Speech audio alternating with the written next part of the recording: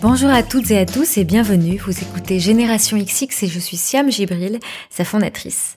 Ça n'est pas un hasard si je publie cet épisode aujourd'hui puisque nous sommes le 22 mai et que c'est la journée mondiale de la biodiversité. La biodiversité, c'est le tissu vivant de notre planète et comme vous le savez, elle est largement menacée alors même qu'elle est pour de nombreuses raisons indispensable à notre survie. Cette journée, qui a été créée par les Nations Unies, a donc pour but de nous sensibiliser à la richesse des espèces végétales et animales sur notre planète et à encourager leur préservation. Alors pour arrêter ou inverser le déclin en cours, des citoyens, des entreprises et des associations s'engagent ensemble. C'est pourquoi je profite de cette journée pour vous présenter l'exemple de l'association Te Mana o Te Moana, qui œuvre à la protection des fonds marins polynésiens et des tortues marines. Cette association a été cofondée en 2004 par Dr Cécile Gaspard, qui est l'invitée de ce nouvel épisode. Te Mana o Te Moana est soutenue par la marque de maillot de bain Villebrequin depuis 2016, qui participe au financement du fonctionnement quotidien de la clinique pour tortues marines créée par Cécile et au développement de programmes éducatifs. Chaque année, un maillot de bain est spécifiquement dessiné pour l'association et une partie des bénéfices lui est reversée. Avant d'écouter Cécile nous raconter son parcours, nous parler d'écologie et d'engagement, sachez que si vous aimez l'univers de Villebrequin, vous pourrez découvrir son offre femmes et petites filles dans un espace pop-up exclusif entre le 25 mai et mi-septembre au 18 rue Royale à Paris. Vous retrouverez toutes les informations dans la barre d'infos de cet épisode, dans notre newsletter à laquelle vous pouvez vous abonner sur generationxx.fr et sur notre compte Instagram. Dans ce nouvel épisode, je suis donc très heureuse de vous faire découvrir le parcours et l'engagement de Dr Cécile Gaspard, vétérinaire, titulaire d'un doctorat en écologie marine et cofondatrice de l'association Te Mana o Te Moana en Polynésie française où elle vit.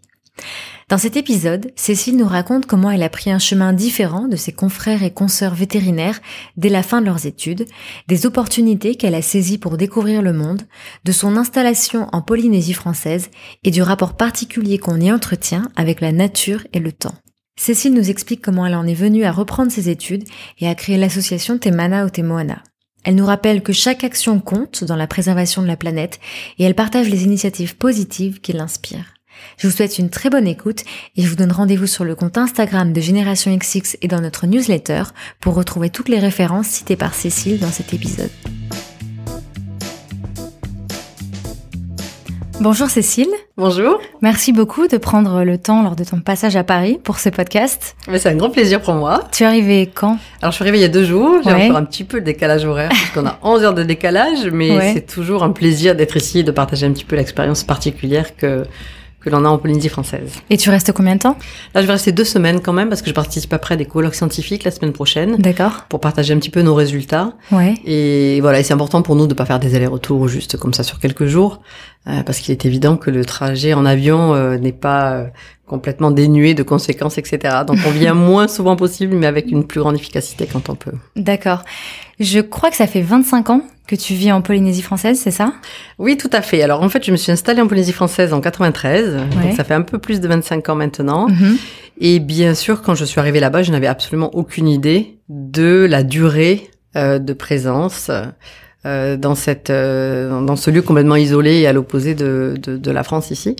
Et puis petit à petit, quand on s'installe et qu'on trouve une vraie raison pour y rester, eh bien on s'implique de plus en plus, on s'intègre et puis finalement, voilà, ça fait 25 ans. Et c'est vrai que maintenant, quand je reviens ici, je reviens plutôt un petit peu, pas en pays étranger, mais dans un pays que j'ai connu et que je vois évoluer, mais un peu à distance, dans lequel je me sens toujours bien, mais qui a des références et des repères tellement différents de la Polynésie française et surtout de sa culture, que je me sens maintenant plus proche de là-bas que d'ici. Mm-hmm. On va remonter quelques années en arrière. Tu es née à Épernay. Et d'ailleurs, c'est drôle parce qu'il y a 3 épisodes, mon invité aussi était né à Épernay. Ouais.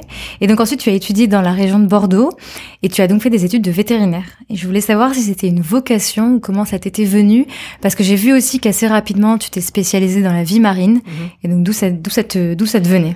Alors c'est intéressant parce que oui, je suis née à Épernay, j'y ai vécu je crois 6 mois, donc très peu, et puis après mes parents ont bougé, se sont déplacés dans plusieurs endroits, mais plutôt dans le sud de la France, et donc après j'ai grandi dans une petite ville qui est toute petite, qui a 5000 habitants, qui s'appelle Bazas, au sud de Bordeaux, et pendant mes études, notamment au collège et au lycée, j'ai toujours été passionnée globalement par la biologie, par la compréhension de la vie et voilà, de la biologie en général.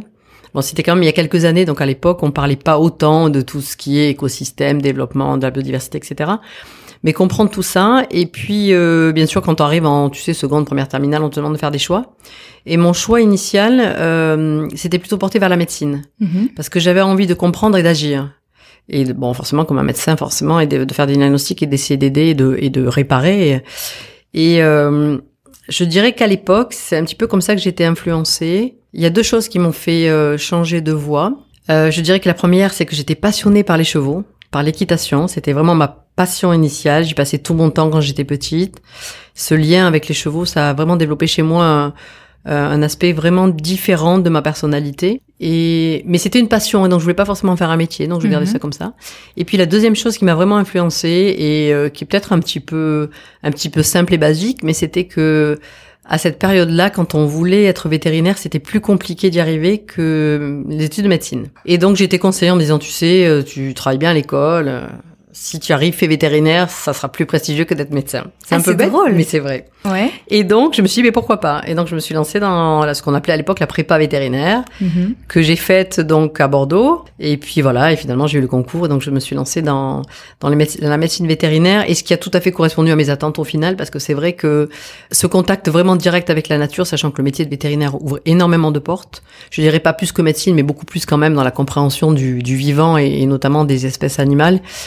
Ça a tout à fait correspondu à ma vocation. Et tu te projetais en tant que vétérinaire en France ? Alors, ça, c'est une bonne question parce que les études vétérinaires ouvrent énormément de perspectives. Mais je trouvais qu'à l'époque, alors j'ai fait donc ma prépa véto à Bordeaux et ensuite j'ai fait l'école vétérinaire de Nantes. On choisit l'école en fonction de son classement. C'était à l'époque 4 ans d'études. Maintenant, ça a augmenté un petit peu la durée. Et c'est vrai que pendant les études, on touche un peu à tout, on apprend beaucoup de choses. Mais j'ai trouvé qu'il manquait dans ces études, et à l'époque c'était quand même assez innovant, tout ce qui était compréhension de la gestion d'une entreprise. C'est-à-dire quand on est vétérinaire, même si au début on fait des remplacements dans les cabinets, etc., on est amené très vite à gérer une propre entreprise. C'est-à-dire qu'en tant que vétérinaire, on doit monter sa clinique vétérinaire, embaucher des salariés, des assistantes, parfois avoir des collaborations avec d'autres vétérinaires, etc. Faire de la vente, bien sûr, de médicaments, etc. Et on n'était pas tellement formés pour ça. Donc ça me manquait beaucoup. On n'était pas du tout ouvert à l'international. C'est-à-dire quand on faisait des études vétérinaires à l'époque, l'anglais, savoir parler anglais, c'était dérisoire et c'était pas important. Et donc, pendant ces études, je crois que j'ai un petit peu tout absorbé et à la fin, je me suis dit, il me manque quelque chose. Et c'est pour ça qu'à la fin de mes études vétérinaires, j'ai décidé de faire un master en gestion d'entreprise pour compléter cette formation. Et j'ai pas regretté parce que j'étais la seule d'ailleurs à avoir fait ça de ma promo. C'est ce que je voulais te demander, d'autres s'étaient posé la question ou juste toi? Non, pas du tout. Non. C'était vraiment un concours de circonstances. Je me suis dit là, je suis pas encore prête. Alors j'avais fait des remplacements, etc. Ouais. Mais j'avais envie de faire ça pour voir comment ça fonctionnait, qu'est-ce que ça pouvait m'apporter. Et c'est là que je me suis dit, petit à petit, ce métier va forcément évoluer vers une ouverture plus importante que simplement la clientèle en tant que vétérinaire praticien. Et donc, j'ai pas regretté, c'était assez innovant à l'époque, mais finalement, c'est ce que les gens font maintenant, c'est-à-dire cette ouverture à l'international pour essayer de voir comment, dans le cadre de ton métier, tu peux avoir une implication et surtout des résultats plus conséquents que ce qu'on peut faire au quotidien, quoi. Et tu dirais que ton état d'esprit à ce moment-là, c'était lequel ? Oh, c'était découvrir le monde. Moi, quand j'ai fini, pendant mes études vétérinaires, c'était marrant parce que je crois que j'étais un petit peu différente des autres, on va dire, mais j'avais cherché la possibilité de faire des stages à l'étranger. Et donc, à l'époque, et c'est vrai que maintenant, il y a énormément de bourses d'études, de voyages à l'étranger. On aide les jeunes à cette mobilité et à cette diversité des cultures, etc. Et j'avais postulé, j'avais une bourse pour partir aux États-Unis. C'était assez innovant à l'époque. Je m'étais beaucoup intéressée aux mammifères marins, etc. Et donc, c'est vrai que j'ai jamais hésité. Je me suis dit, j'ai une occasion, j'y vais, je fonce. Et en fait, au final, à chaque fois, ça marchait, quoi. Et tu penses que c'est un tempérament que tu as développé? Tu as toujours été un peu comme ça, aventurière, je dirais? Alors, est-ce que je l'ai développé? Je crois que quand j'étais jeune, j'étais plutôt timide et réservée, mais j'avais ça en moi déjà. J'avais envie d'aller un peu plus loin. Et dès que j'ai vu qu'il y avait des opportunités qui passaient, je les ai toujours saisies. Je me suis jamais dit, ça, j'aurais dû. Et c'est peut-être ça qui a fait que, au final, j'ai réussi peut-être assez rapidement à diversifier, à tester des choses et du coup à me donner un éventail de possibilités de choix assez tôt. je trouve, c'est un peu ce que les gens font maintenant, les jeunes. Tu vois, ils vont faire des études, ils vont s'arrêter, ils vont prendre une année de césure, ils vont voyager, ils vont tester, ils vont faire du bénévolat, ils vont partir à l'étranger. À l'époque, quand moi je suis partie, j'étais un peu la seule et les gens se demandaient pourquoi, alors que c'est vrai qu'avec un diplôme, on fait tout de suite travailler et faire un prêt et créer sa clinique et gagner beaucoup d'argent et voilà. Et donc moi, j'ai pas choisi cette voie-là, mais je regrette pas du tout. Et du coup, quelle voie est-ce que toi, t'as choisi? Alors, au départ, c'était intéressant, puisqu'après avoir fait cette formation en gestion d'entreprise, j'ai voulu quand même travailler en tant que vétérinaire et tester le métier. Donc, j'ai fait des remplacements dans le sud de la France. Puis, je suis partie sur l'île de la Réunion, en tant que vétérinaire aussi. Et là, ça m'a ouvert d'autres portes. Les portes et l'environnement tropical et insulaire, qui était vraiment nouveau pour moi, puisque je connaissais pas. Comment vivre dans une île, dans une culture différente, sachant que la culture à la Réunion, elle est très, très polyvalente et très, très multiple et très riche. Ça m'a ouvert beaucoup de portes. J'ai aussi travaillé avec des gens qui étaient complètement différents en termes de quotidien, de logistique, etc., même au niveau vétérinaire. Et c'est là que je me suis dit, je vais pas rentrer en France, ou enfin, comme nous on dit, en métropole, pour m'installer tout de suite et ouvrir une clientèle canine. Ce qu'on appelle canine, c'est les petits animaux, chien, chat. J'ai envie de continuer à découvrir des choses. Et c'est pour ça que je pense que ça m'a mis un peu le pied à l'étrier. Et je suis restée ouverte à des possibilités autres avant de prendre une décision d'installation, quoi. Et est-ce que tu étais soutenue par tes proches, tes amis dans cette décision? Ou est-ce que ça a été, est-ce que t'es allée à l'encontre? Ah non, pas du tout. Quelque chose? Non. Non. Ouais. Non, des fois, t'as l'impression que les gens te regardent bizarrement en disant, ah, c'est bizarre, pourquoi elle décide de faire ça ou quoi. Ça change un petit peu des chemins pré-tracés, mais c'est pas non plus un revirement à 180 degrés, tu vois. Ouais. C'est juste un petit peu plus original. Donc c'est vrai que par exemple des collègues de promo que je revois maintenant, et c'est marrant parce que ça fait là en fait notre 30e année en fait de sortie de l'école vétérinaire. La plupart se sont installés, sont restés dans la même ville depuis qu'on est sorti. Et c'est très bien, et on échange, et voilà. Donc, c'est juste une orientation différente, mais qui n'est pas complètement excentrique. C'est-à-dire que ça reste quand même dans un milieu où les études de vétérinaire m'ont appris des fondamentaux que j'arrive à utiliser, tant que je peux au quotidien, et qui permet aussi de développer un réseau. Ça, c'est très important, je pense. Un réseau de quoi, du coup? Alors, quand on commence une formation initiale, c'est ce qu'on dit souvent aux jeunes, quand ils s'engagent sur une formation, souvent ils savent pas. Quand on leur demande qu'est-ce que tu veux faire, ils savent pas. Moi, je savais que ça m'intéressait. Comprendre la vie et puis être utile et pouvoir, mettre en place des actions pour aider un animal blessé ou menacé, ça c'était important. Mais plus on avance et plus on se rend compte que dans le cadre d'un métier, on peut rencontrer des gens qui, même s'ils ont un métier différent, partagent des convictions communes. Et donc c'est grâce, je pense, et ça c'est très important pour moi, de le partager notamment aux jeunes qui font des études vétérinaires à l'heure actuelle, c'est que vétérinaire, ça veut pas dire du jour au lendemain on se retrouve dans un cabinet vétérinaire, on ne fait que ça. Ça ouvre des portes, c'est une formation très très polyvalente et ça permet de rencontrer d'autres gens qui travaillent dans d'autres milieux, mais le plus important c'est de créer des réseaux de gens passionnés qui veulent aboutir à un résultat, quel que soit le résultat. Et je pense que sans avoir fait des études vétérinaires et sans avoir ce diplôme, qui est au final quand même assez prestigieux et qui permet d'ouvrir des portes, j'aurais sans doute pas réussi à développer les actions que j'ai développées par la suite dans un cadre associatif. Et alors, à quel moment tu décides d'aller en Polynésie française? Est-ce que c'était encore une opportunité qui s'est mise devant toi et que tu as saisie? Comment ça s'est passé? Voilà, alors bien sûr, c'était pas prévu. C'est-à-dire que quand j'étais basée sur l'île de la Réunion, j'ai pas passé beaucoup de temps, c'était à peine 2 ans. Mais par contre, l'opportunité est venue d'une raison familiale, en fait, puisque mon père a été muté en Polynésie française. J'ai voulu aller le voir, et pour aller le voir, quand t'es jeune, t'as pas beaucoup d'argent, et le billet d'avion était très cher, et voilà, comme à l'heure actuelle. Et donc, j'ai cherché un remplacement vétérinaire. D'accord. Que j'ai trouvé, un peu par coïncidence, dans un cabinet sur Tahiti, et qui m'ont pris. Et donc, je suis partie là-bas pendant 2 mois juste pour voir. Et puis finalement, ça m'a plu et j'y suis restée. T'es pas revenue entre ce premier voyage et... Si, alors, non, quand je dis je suis restée, c'est que bien sûr, on y va, puis on revient, et puis on vient voir la famille. Mais c'est marrant parce que les questions sont toujours, dans combien de temps vous revenez vous installer? Ouais. Parce que les gens pensent que c'est juste une petite parenthèse. Et en fait, à chaque fois, on dit, peut-être dans 6 mois. Et puis, au bout de 2 ans, on dira, peut-être dans 1 an. Puis après, on sait pas. Et puis là, maintenant, on le dit plus, quoi. Oui, c'est ce que j'allais dire. Aujourd'hui, maintenant, Non, parce qu'après, on crée des liens et on a des racines, qui, petit à petit, grandissent là-bas. Et c'est pas du tout tourner le dos à la vie qu'on avait avant. C'est vivre une vie nouvelle tout en gardant les racines, bien sûr, que l'on a, et une très grande appréciation de la France et de nos racines, de la culture française. Mais c'est cette ouverture à une culture différente qui vient en complément et qui nous permet d'évoluer et de s'enrichir aussi. Et puis après, ce qu'il y a de très important en fonction de la vie que l'on choisit, c'est une fois qu'on s'implique là-bas et qu'on a des enfants, les enfants naissent là-bas et les enfants, ils se sentent plus polynésiens que français, quoi. Donc voilà, c'est une nouvelle terre d'accueil.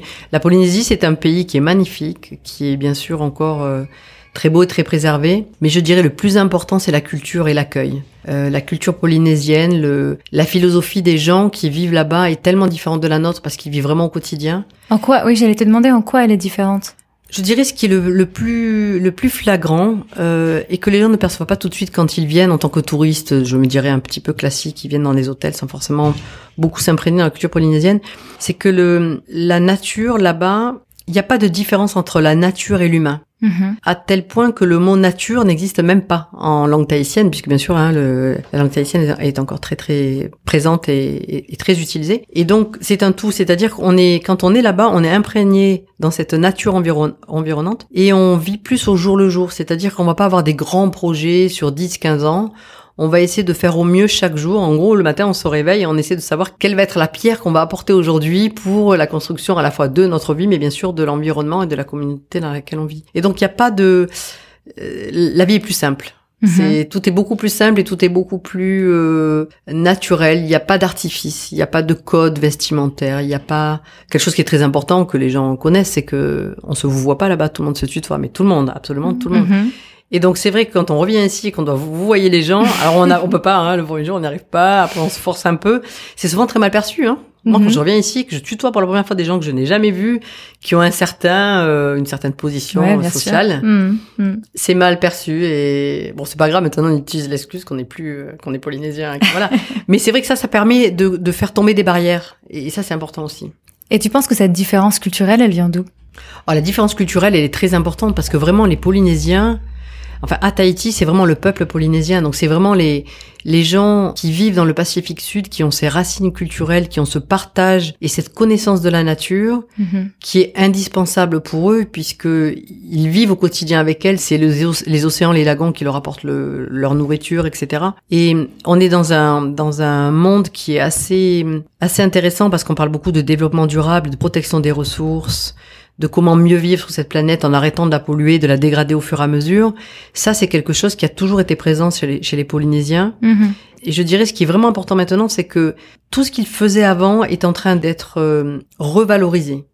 On parle par exemple beaucoup d'aires marines protégées. Donc, ce sont des grandes zones, ou des petites même, maritimes, que ce soit dans les lagons ou en haute mer, qui sont réglementées pour pouvoir protéger la ressource. Ça veut pas dire que tout sera interdit, mais ça veut dire que on va utiliser la ressource en fonction des besoins, en fonction des saisons, etc. Et en fait, les Polynésiens ont toujours fait ça. Même si avant ils étaient moins nombreux à vivre sur leurs îles, ils avaient toujours une telle connaissance de la nature, des différentes espèces de poissons, de leur cycle de vie, qu'ils savaient à quel moment on pouvait les consommer, à quel moment il était mieux de ne pas les consommer, donc de ne pas les pêcher pour les laisser se reproduire.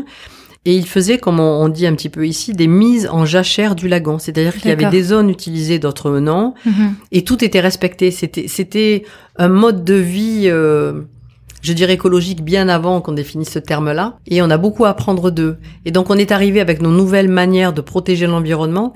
Et c'est important au final maintenant de voir comment on peut remettre sur le devant de la scène ce que les anciens Polynésiens faisaient avant, parce qu'ils le faisaient parce qu'ils avaient cette culture ancestrale.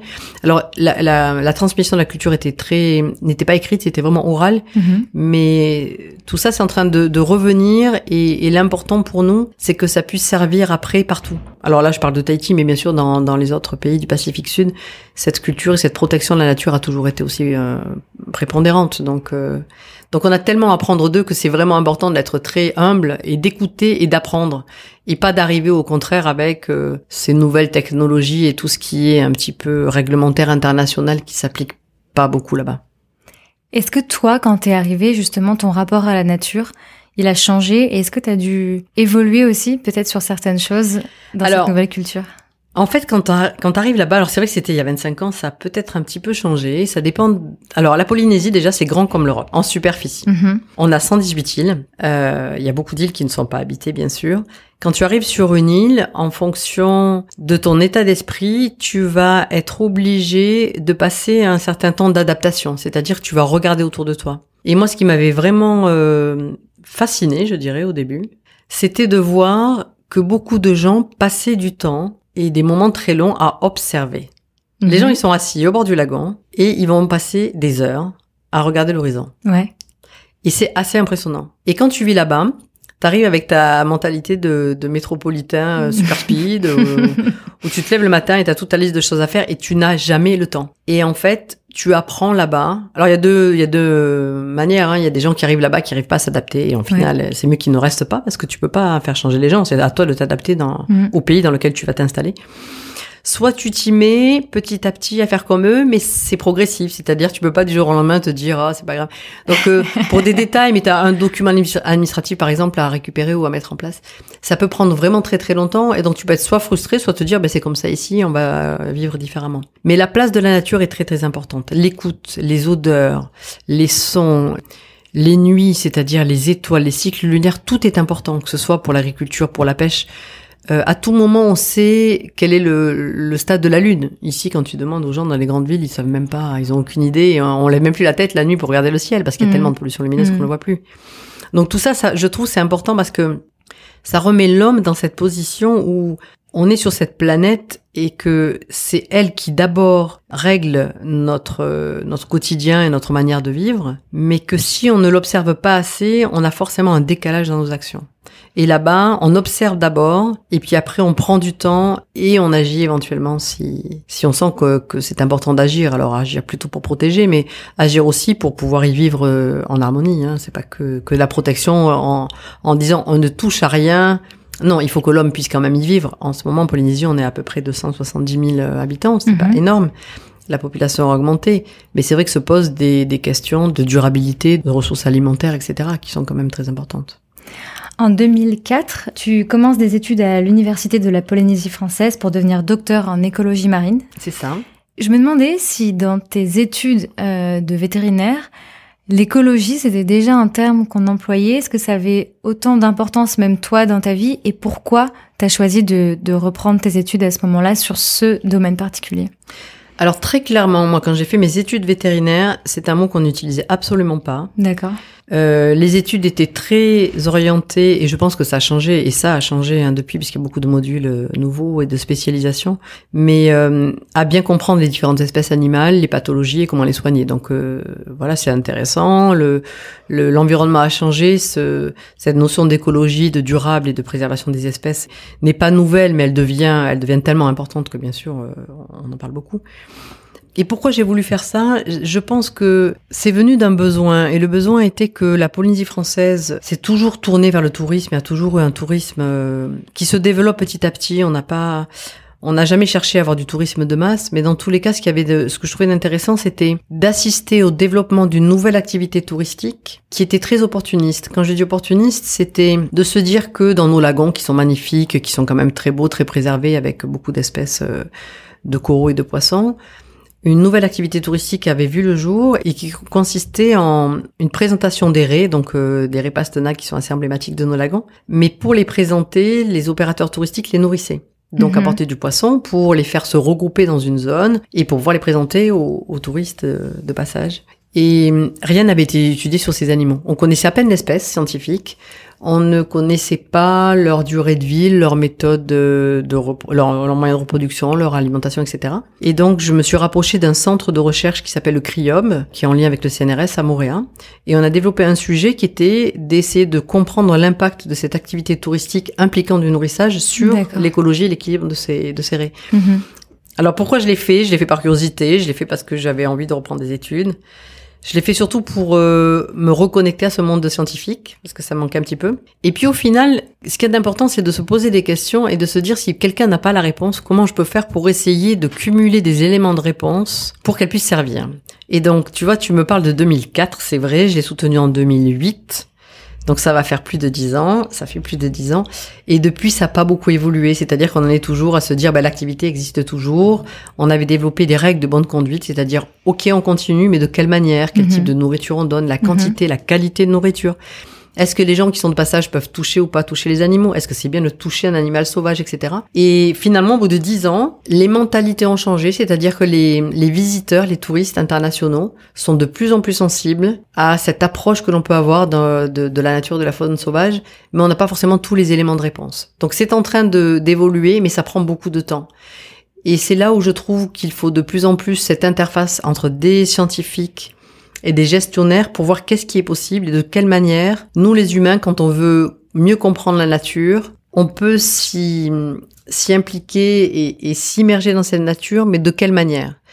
Et quand on parle de programmes touristiques, il y a différents niveaux, il y a les gens qui sont pressés. Et maintenant, le temps, c'est tellement important dans la vie de tout le monde que on va dire, voilà, on vient en Polynésie, on a une demi-journée, on veut aller voir des raies, tout le monde nous en a parlé.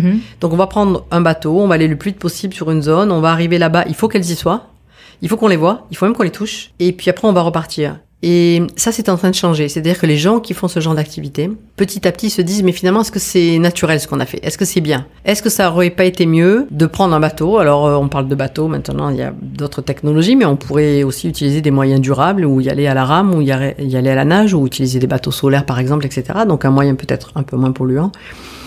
Et on arrive dans une zone, on observe ce qu'il y a dans la zone. S'il n'y a pas d'animaux en particulier que l'on souhaitait voir, c'est parce qu'ils n'étaient pas là à ce moment-là. Est-ce que c'est bien de les regrouper avec un artefact, en fait, avec du nourrissage ou pas? Et ça, on est dans un monde qui est en train de changer. Et je pense que c'est bien. Ce qu'il y a de bien, c'est que les gens se posent des questions sur le bien fondé de leurs actions. Et on n'en est plus à dire, voilà, moi maintenant je veux aller dans tel pays parce que il y a telle activité à faire et ça, tout le monde l'a fait, tout le monde a été pris en photo avec. Et voilà. Et donc ça c'est bien de se questionner, on va dire. Et justement, toi, au travers de l'association que tu as cofondée, donc en 2004 aussi, donc grande année 2004, qui s'appelle Te Mana o Te Moana et qui veut dire en tahitien l'esprit de l'océan. L'esprit de l'océan, ouais, c'est ça. C'est ça. Grâce à cette association, tu participes aussi justement à éveiller les consciences, à changer les comportements. Est-ce qu'il y a eu un événement, il y a eu quelque chose qui a fait que cette année, tu as non seulement repris tes études et cofondé cette association? Est-ce qu'il y avait une envie d'engagement qui s'est révélée plus forte? Oui, je crois que c'est tout à fait ce que tu dis. C'est-à-dire que d'un seul coup, je me suis dit, j'avais envie de créer quelque chose, je savais pas de quelle manière. Alors c'est vrai qu'en 2004, c'était beaucoup moins courant qu'à l'heure actuelle de créer une association, une fondation. Je dis pas que c'était courageux, il suffisait juste de le mettre en place et de trouver la thématique et de trouver les moyens de mettre en place des actions qui non seulement aient un sens, mais surtout qui correspondent à un besoin en Polynésie. Et peut-être que la toute première raison était que dans le système pédagogique, dans les écoles, les enseignants étaient parfois en demande de support pour enseigner à leurs élèves polynésiens un petit peu le développement durable ou des questions de protection de la nature spécifiques à la Polynésie. D'accord. Pour revenir sur un exemple concret, par exemple, quand on parle de pollution des ports, etc., souvent on a tendance à prendre en exemple des grandes mégalopoles. Et on peut pas enseigner aux jeunes Polynésiens qu'il y a que les grandes mégalopoles ou les grands ports internationaux qui sont pollués. Et donc, on a réfléchi à mettre en place des outils pertinents, adaptés aux jeunes Polynésiens pour que les enseignants puissent les intégrer dans leur cursus, dans leurs cours. Et donc ça a pris du temps, mais c'était une des premières actions. Et puis, l'action phare que l'on a mis en place à l'époque, donc en 2004, et ça c'était aussi, c'est marrant, ce concours de circonstances, donc il y a 15 ans, où le gouvernement polynésien, donc la direction de l'environnement, m'avait contacté donc en tant que vétérinaire pour essayer de les aider à mettre en place une structure d'accueil de tortues marines malades ou blessées, puisque une tortue qui est retrouvée par des pêcheurs ou sur des plages par exemple avec une blessure ou incapable de continuer à s'alimenter et à naviguer doit être soignée, mais ça prend du temps.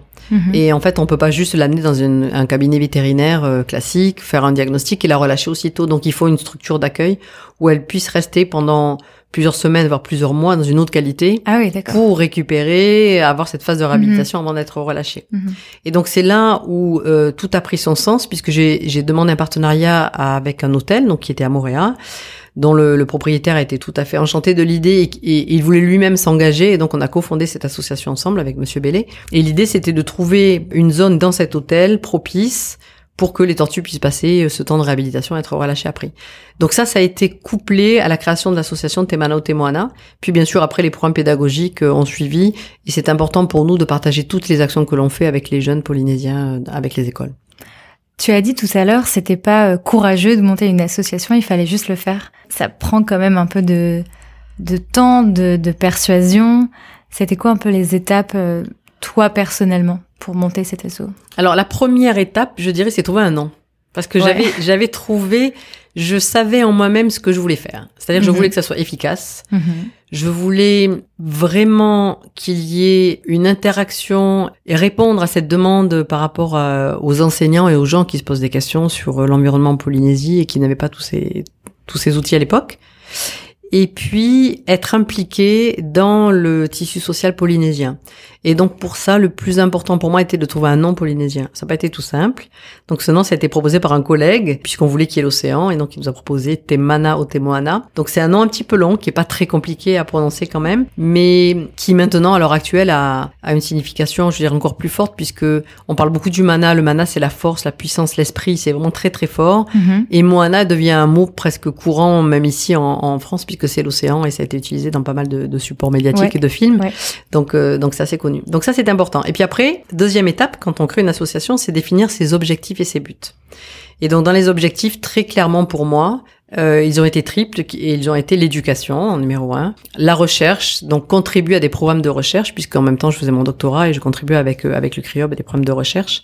Et j'étais assez fascinée quand même par toutes les recherches qui avaient été faites par ce centre sur les récifs coralliens. Et puis des actions de conservation du milieu marin. Donc dans ces actions de conservation, il y a bien sûr la préservation, la protection, mais aussi par exemple typiquement le centre de soins pour tortues marines. Donc tout ça, ça a créé un objectif assez clair. Puis après petit à petit, on a cherché des projets, des subventions, c'est toujours compliqué, mais et c'est vrai que je vois à l'heure actuelle, donc 15 ans après, c'est beaucoup plus facile de créer des associations avec des objectifs qui sont parfois pas forcément très originales, mais une manière de développer des activités différentes. Et je dirais que maintenant, j'aimerais peut-être plus m'investir pour essayer d'aider ou de mettre en lien ces associations qui ont toujours à la base des gens qui sont passionnés, qui sont prêts vraiment à mettre beaucoup de temps pour que les choses avancent. Et donc là, 15 ans après, il y a beaucoup de choses qui ont avancé dans le bon sens, mais il y a énormément d'urgence encore et il faut qu'on arrive à choisir quelles sont les actions les plus importantes et prioritaires pour essayer de faire changer un petit peu tous les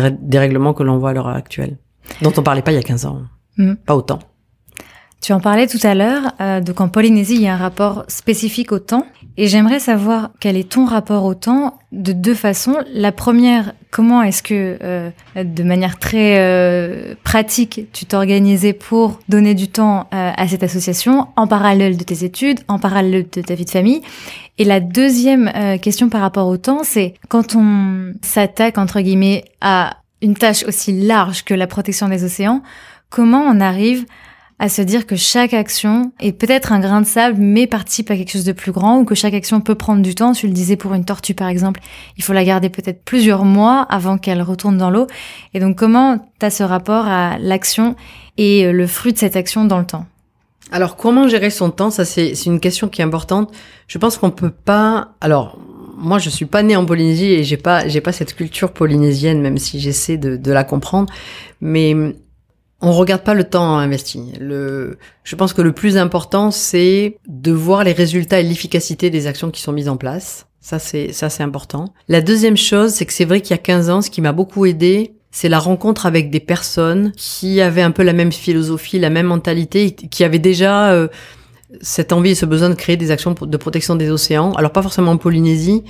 Ce qui a été assez révélateur pour moi, par exemple, à l'époque, c'était dès 2001 déjà. 2001-2002, c'était la participation à la création d'un réseau qui s'appelle le Réseau Océan Mondial, avec Philippe Valette d'ailleurs, qui est toujours impliqué, et qui m'avait fait rencontrer d'une manière très précise et très, très bien organisée beaucoup de personnes qui travaillaient pour la protection des océans, alors aux États-Unis, en Australie, etc. Dans ces réseaux, on trouve toujours des gens qui, par les échanges que l'on a, vont insuffler soit une méthode, soit une idée, soit au moins te réconforter pour te dire que ce que tu fais c'est bien, ça va dans le bon sens. Donc ça c'est important dans ce temps-là. Mais bon, le temps faut pas le compter, c'est jour nuit tout le temps et puis voilà, on vit avec. Je pense que c'est difficile de dire on va faire un stop, on va se poser, on va regarder l'efficacité quand on voit, et c'est de plus en plus le cas à l'heure actuelle, qu'il y a toujours des urgences, il y a toujours des choses à faire. Donc c'est vrai que ça c'est important. Après, pour voir l'efficacité, je pense que c'est compliqué. C'est-à-dire que très souvent, on met en place des actions et on se dit, mais cette action, qu'est-ce qu'elle a apporté de concret au bout de 5 ans, 10 ans?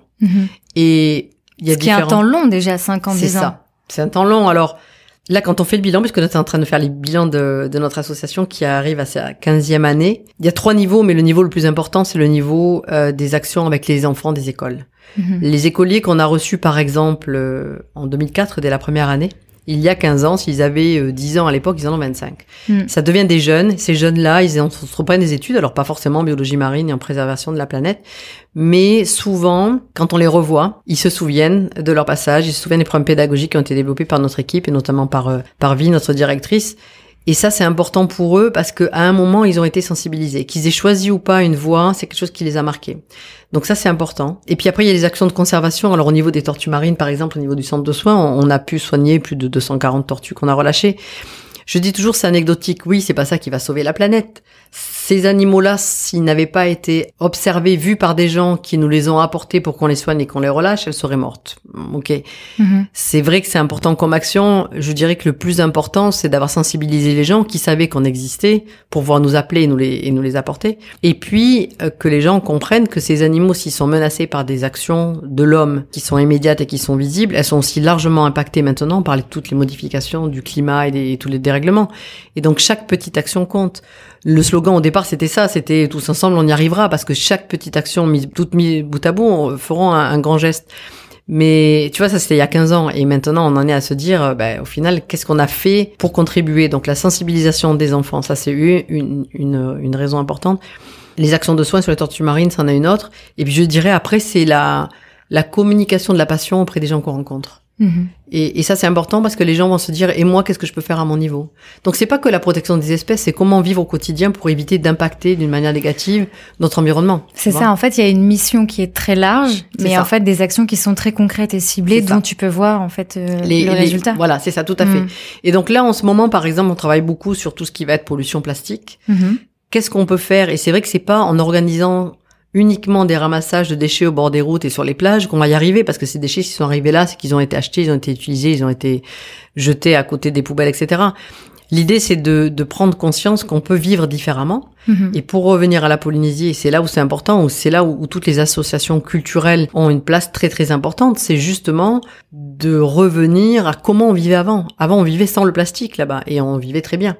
Donc, on n'a aucune leçon à leur donner, on a juste à voir comment ils faisaient avant, et à les laisser reprendre les habitudes qu'ils avaient avant qu'on amène tous ces objets qui, au final, ont été un petit peu considérés comme du luxe ou un côté pratique pour vivre au quotidien en gagnant du temps. Toujours, c'est ça, c'est qu'on va prendre un sachet plastique, c'est plus pratique que d'aller chercher les végétaux, les tresser et en faire un panier qui durera plus longtemps. Mais voilà. C'est des belles leçons quand même de vivre avec des gens qui sont comme ça proches de la nature. Tu en parlais aussi tout à l'heure, la Polynésie vit beaucoup du tourisme et il y a évidemment beaucoup d'activités qui sont liées au tourisme qui sont néfastes pour l'environnement. Toi, avec ton association, quel impact tu peux avoir là-dessus? Alors en fait, on essaie de se positionner vraiment pour faire des évaluations à différents niveaux. Là, le premier niveau, c'est les gens qui viennent en Polynésie, qu'est-ce qu'ils veulent voir et est-ce qu'ils seraient prêts peut-être à voir des choses plus naturelles et moins influencer la nature que ce qui se passe ailleurs, par exemple. Et donc, ça revient aux règles de bonne conduite et d'approche. Donc, on va aller dans un lagon, comment on va y aller? Est-ce qu'on prend un jet ski ou est-ce qu'on prend une pirogue à balancier ou on rame un petit peu, on fait un peu d'effort physique et ça fait du bien et en plus, on apprend des choses et c'est culturel. Et puis, est-ce qu'on est prêt à faire une sortie pour aller voir des baleines, par exemple, et ne pas les voir? Bon, c'est sûr que les baleines, elles sont pas nourries, donc elles sont pas... Mais il y a parfois des gens qui sont très exigeants et qui disent on vient pour ça, et si on n'a pas, on est déçu. Donc, l'idée pour nous, c'est d'avoir des supports pédagogiques et des actions, que ce soit de formation ou d'explication, à ces touristes pour dire vous venez dans un environnement qui est magnifique, qui est encore préservé, etc., prenez le temps de l'apprécier à sa juste valeur, mais ne venez pas avec votre liste de choses que vous voulez absolument voir et repartir et voilà et faire des selfies, partager avec la famille parce que c'est beaucoup ça finalement, mais ça c'est dommage. Et puis après, je pense que les structures d'accueil touristique ont un rôle très très important à jouer. C'est-à-dire qu'on a de plus en plus, et là je travaille beaucoup en partenariat avec le groupe Pacific Beachcomber, où on a de plus en plus de choses à partager sur les énergies renouvelables, par exemple, pour expliquer aux gens, quand ils voyagent, qu'il y a des solutions, que ces solutions, en fonction des lieux, elles peuvent être utilisées, et il faut qu'elles soient expliquées, bien sûr, parce que ce sont des solutions souvent innovantes, Pour en prendre une qui est très très importante, c'est l'utilisation. Donc dans ces pays tropicaux souvent et dans les hôtels, les gens s'attendent à avoir de la climatisation. Et il y a une solution qui est quand même très innovante et qui fonctionne très bien et qui a été mise en place depuis 2006 à Bora Bora et depuis 2014 sur l'atoll de Marlon Brando à Tetiaroa, qui est l'utilisation de l'eau de mer des profondeurs, qui est fraîche, qui a 5 degrés, pour servir de climatisation. Et ça permet d'économiser entre 60 et 80% de la facture d'électricité de l'hôtel. Ah ouais. Et donc, c'est très simple. Quand les touristes viennent, on leur explique que la climatisation, elle leur est fournie par les océans et que du coup, on va utiliser moins d'énergie fossile pour leur confort. Et ça, c'est important parce que ce qu'il faut, c'est que tout le monde, chacun à son niveau, à son échelle, réfléchisse à des solutions possibles. Alors, il y a des solutions technologiques, il y a des solutions à l'échelle de la famille et du quotidien. Mais plus on avance et plus il faut que l'on passe du temps pour expliquer que ça, c'est possible. Et donc ça, c'est un exemple. Et à l'heure actuelle, il y a cet exemple qui est donc présent sur l'atoll de Tetiaroa, qui est l'atoll de la famille de Marlon Brando, où en parallèle, un petit peu comme ce que l'on a fait avec Te Mana o Te Moana, on a créé une fondation qui s'appelle Tetiaroa Society, qui travaille main dans la main avec l'hôtel pour développer des programmes de conservation, d'éducation et de recherche, où au final, les clients internationaux qui viennent ont accès à cette technologie, ont accès à ces informations, ont accès aux programmes scientifiques et peuvent aller avec les chercheurs sur place voir ce qui se passe. Donc je pense que maintenant, dans le tourisme, il faut vraiment qu'on développe, c'est pas un tourisme intelligent, c'est un tourisme qui permet de connecter tout ce qui se passe sur le lieu où viennent les gens et qui puisse avoir cette connaissance de toutes les technologies qui sont possibles. Il y a également une initiative que je trouve très très importante et très intéressante qui a été développée par Bertrand Piccard, qui a développé Solar Impulse, je sais pas si tu connais, qui met en place ce qu'il appelle les 1000 solutions. Donc c'est 1000 solutions innovantes pour essayer de protéger la planète, notamment au niveau des énergies, mais pas que ça. Et l'idée, c'est que il y a un petit peu partout sur la planète des gens qui ont des idées de génie, qui sont entrepreneurs, qui ont le courage de tester, et ce qu'a fait Monsieur Bellé d'ailleurs dans ses hôtels avec ce système de climatisation avec l'eau de mer des profondeurs. Et ça, il faut que ça soit partagé pour que les gens puissent réutiliser ces technologies, les améliorer, les adapter à leur site, etc. Mais surtout, tout ça, ça existe déjà. Et il faut éviter que chacun travaille dans son coin tout seul à essayer de trouver sa solution et ne pas la partager. Donc, on est dans une ère de communication mondiale. Les réseaux sociaux font beaucoup de choses, mais on les utilise pas assez pour partager ces solutions innovantes. Et c'est ce que fait Bertrand Piccard à l'heure actuelle. Et je pense que c'est très important, quand on est leader d'une nouvelle technologie, quand on a mis en place quelque chose, de consacrer du temps à partager, vulgariser et faire en sorte que les gens comprennent pourquoi c'est important. Et du coup, c'est vrai que toi, cette mission de partager, en fait, c'est l'essentiel de ton association. Voilà. Donc, l'association, on est là pour partager, et donc des bonnes pratiques, partager des solutions technologiques. On essaie beaucoup de travailler avec ce groupe hôtelier, donc Pacific Beachcomber, pour que tous les touristes qui viennent puissent avoir accès à ces informations, à ce changement d'attitude, au fait qu'on peut vivre différemment. Alors, on parle beaucoup de l'utilisation des bouteilles en plastique, des pailles, etc. Mais au final, il n'y a pas que ça. C'est que ce que l'on veut, c'est que quand les gens repartent de chez eux, ils aient non seulement eu une expérience personnelle très enrichissante, dont ils vont se souvenir toute leur vie, parce que c'est vrai, quand tu réfléchis, au final, c'est vraiment des moments passés en vacances en famille qui sont très impactants pour chacun d'entre nous, mais surtout savoir si on a pu les influencer au point où quand ils vont rentrer dans leur quotidien, peut-être dans une grande ville, n'importe où sur la planète, ils vont changer quelque chose dans leur manière de vivre. Et ça, si on y arrive, on a gagné, parce que non seulement on leur a permis de venir participer d'une manière très personnelle à une nouvelle aventure qui les a enrichis, mais surtout de comprendre l'urgence de mettre en place des actions pour protéger la planète, parce que on peut plus faire marche arrière. Et si par la voie du tourisme on y arrive, en leur montrant ce qui est possible et en faisant cette prise de conscience, c'est important. Les gens, quand ils sont en vacances, ils sont en général très... On parle beaucoup des enfants comme des éponges, tu sais, dès qu'on leur apprend des choses, ils retiennent tout. Mais je pense que quel que soit ton âge, quand tu es dans un nouveau pays, tout va te sensibiliser d'une manière différente. Tu vas voir les odeurs, tu vas voir les bruits, tu vas voir...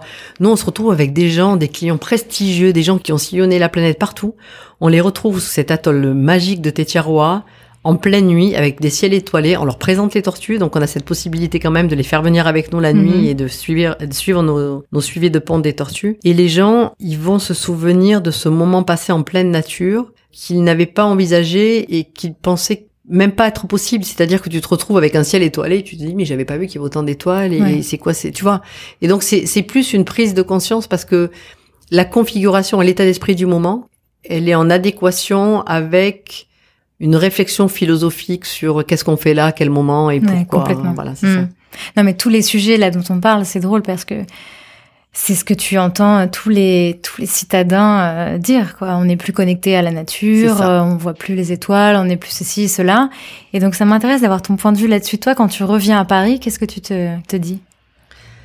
Moi, j'ai jamais vécu dans une grande ville, déjà. Ouais. Et très honnêtement, quand je reviens à Paris, j'ai l'impression d'être un peu en apnée. C'est-à-dire que je vais prendre le métro, je vais aller d'un point à un autre. Je sais que je vais pas rester ici, donc c'est différent. Mais c'est vrai que je vois comment les gens vivent ici.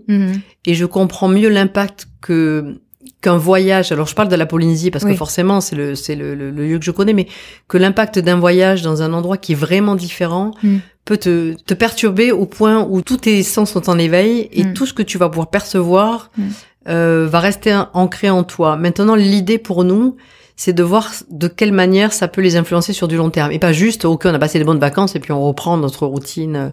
Donc là, c'est vrai qu'on parle beaucoup de réchauffement climatique, d'acidification des océans. J'en parlais encore hier avec des collègues. C'est très compliqué de faire comprendre au grand public que la menace numéro 1, c'est cette acidification des océans, parce que c'est pas visuel, c'est pas parlant, on a du mal. Montrer une tortue, un cachalot, une baleine qui s'est retrouvée échouée sur une plage avec des sacs plastiques dans le ventre, c'est facile, c'est une image. Mais l'urgence, elle est pas que là. Elle est là, bien sûr, mais elle est aussi au niveau de l'état de santé de la planète et notamment des océans. Et on a du mal à faire passer ce message parce que c'est pas concret, les gens s'identifient pas. Et comment tu l'expliquerais justement, de manière simple?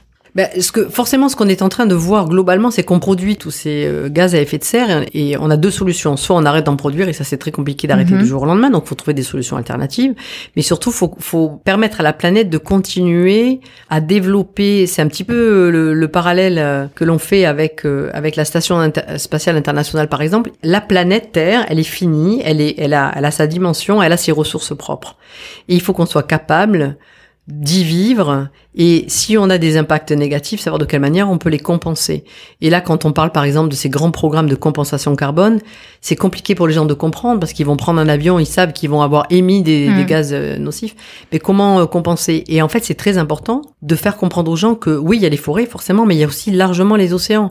Mais les océans, ça c'est assez vague pour les gens, c'est difficile de comprendre quel est le rôle des océans. Et donc petit à petit, ce qu'on essaie de mettre en place, c'est des actions où les gens vont voir des choses. Donc quand ils se déplacent, ils vont pouvoir voir des choses. Mais surtout, ils se posent des questions. Et la manière d'y répondre, ça va être des réponses soit chiffrées, soit visuelles, soit une espèce d'échelle graduée qui va leur permettre de dire, voilà, je me situe à tel niveau, mais je pourrais encore m'améliorer. On parle beaucoup des modes de vie, par exemple, et de la surconsommation. On est dans des maisons, dans des bureaux, où on va, dès que quelque chose tombe en panne, on va le changer, etc. On rencontre de plus en plus de gens qui veulent contribuer, recycler, réutiliser. On est dans cette société d'abondance qui sert absolument à rien. Et une fois que tu as pris conscience de ça, tu peux peut-être après influencer les gens avec qui tu échanges, tu vois. Mais pour ça, il faut pouvoir le faire au quotidien et ça, c'est assez compliqué. Donc je pense que la grande chance que l'on a en Polynésie, c'est que déjà les gens ont fait le voyage jusque-là.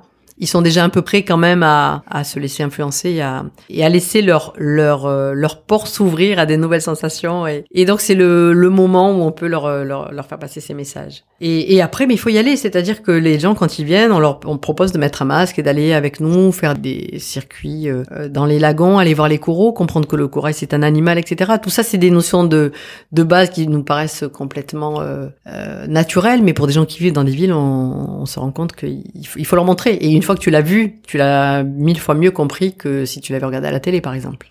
Donc c'est drôle parce qu'on revient à ce que tu disais tout à l'heure, qui est une caractéristique de la Polynésie où les gens observent beaucoup. Et en fait, c'est ça aussi la clé. C'est ça. Ouais. Mais donc, les gens ont envie d'observer. Mais l'idée, c'est pas que d'observer, c'est observer pour comprendre. Et une fois que tu as compris, réagir et changer d'attitude. Bien sûr. C'est ça. C'est là où je pense que on peut se dire, on a gagné, on a marqué un point quand on a des gens qui sortent de l'eau avec un masque et qui disent, oh là là, on pensait pas, on a compris. Et parfois qui nous réécrivent après en disant, ça a vraiment changé la manière dont on voit la place de l'homme sur la planète. On est content, quoi. C'est génial. Ouais. Pour terminer, est-ce que tu voudrais partager avec toutes celles et ceux qui nous écoutent une ressource, je sais pas, un journal en ligne, un site, un blog ou un film, un documentaire, je ne sais quoi, pour continuer à se renseigner sur tous ces sujets dont on vient de parler? En plus d'aller voir ton site, bien sûr. Oui, alors donc j'aurais dit d'aller voir le site de Te Te Moana, mais c'est une question qui est compliquée parce que je trouve qu'on est dans un monde de communication qui est tellement diversifié. Ouais. On est tous un petit peu à l'affût de qu'est-ce qu'on pourrait faire, qu'est-ce qui est le plus important. Tu vois, moi là, lors de ce séjour ici, toutes les personnes que je rencontre, quelle que soit leur particularité, leur cursus, leur spécialité, je leur pose à tous la question, pour vous, quelle est l'urgence et qu'est-ce qu'il faudrait qu'on fasse tous ensemble pour essayer de faire changer les choses et rapidement. Et c'est vrai que chaque réponse est différente, bien sûr, mais on a tellement d'accès à l'information que c'est assez compliqué de dire, allez sur tel site ou lisez tel livre, vous allez mieux comprendre.